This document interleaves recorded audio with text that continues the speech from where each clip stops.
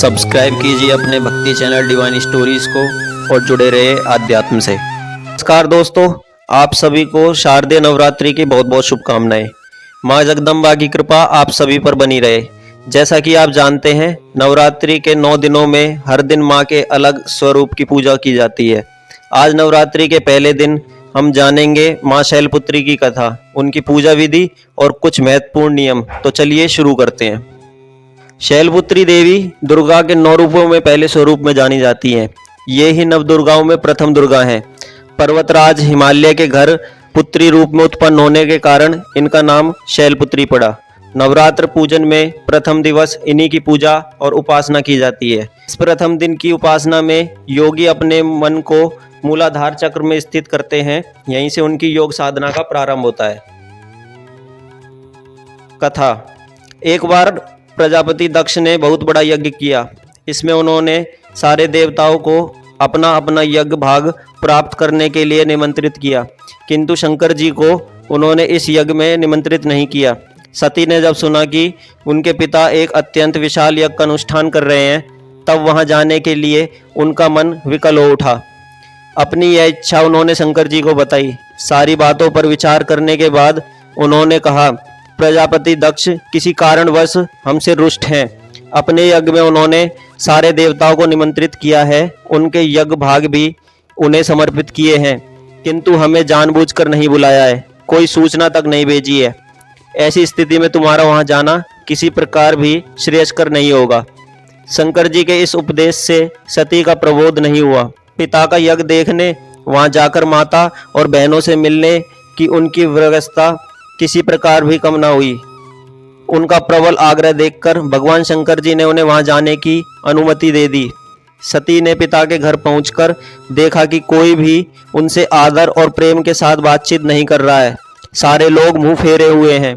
केवल उनकी माता ने स्नेह से उन्हें गले लगाया। बहनों की बातों में व्यंग और उपहास से भरे भाव थे। परिजनों के इस व्यवहार से उनके मन को बहुत क्लेश पहुंचा।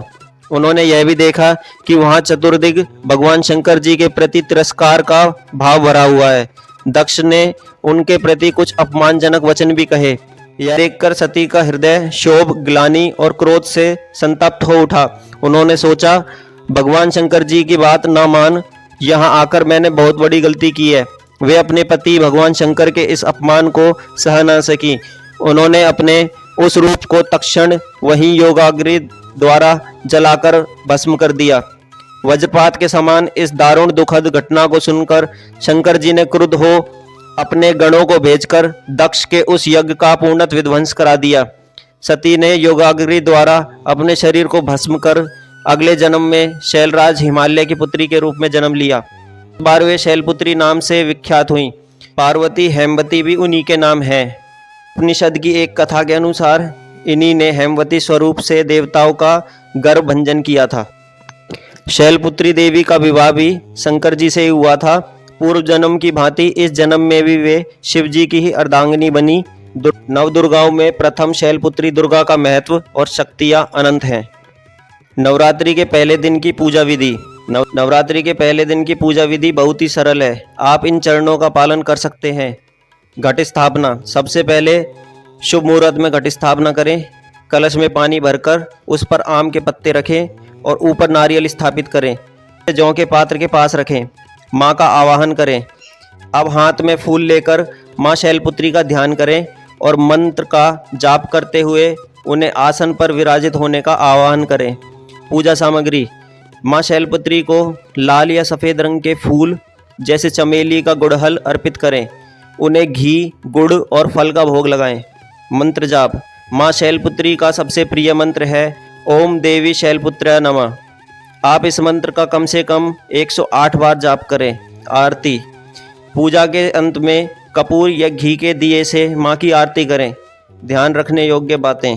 सात्विक रहें। नवरात्रि के 9 दिनों तक लहसुन, प्याज और मांसाहार का सेवन ना करें। पूजा स्थल को हमेशा साफ रखें और इन दिनों में ब्रह्मचर्य का पालन करें। अगर आप व्रत रख रहे हैं तो केवल फल, पानी और व्रत वाला भोजन ही करें। तो दोस्तों, यह थी नवरात्रि के पहले दिन की व्रत कथा और पूजा विधि। माँ शैलपुत्री का आशीर्वाद हम सभी पर बना रहे। आशा है यह जानकारी आपके लिए उपयोगी होगी। अगर यह वीडियो आपको पसंद आया हो तो इसे लाइक करें, शेयर करें और चैनल को सब्सक्राइब करें।